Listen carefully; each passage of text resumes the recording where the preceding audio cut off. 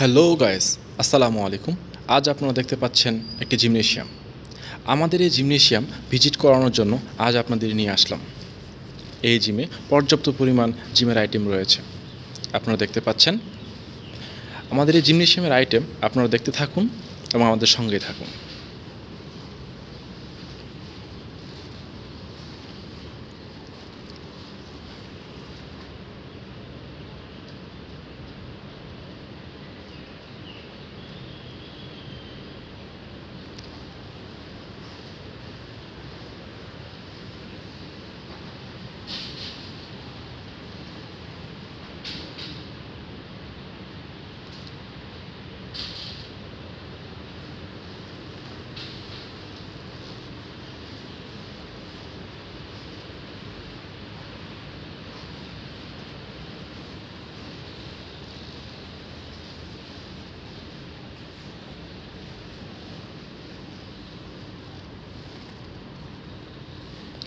একই রুমে পর্যাপ্ত পরিমাণ জায়গা না হয় অপর পাশে অনেক মালামাল রাখা হয়েছে। আপনারা দেখতে পাচ্ছেন।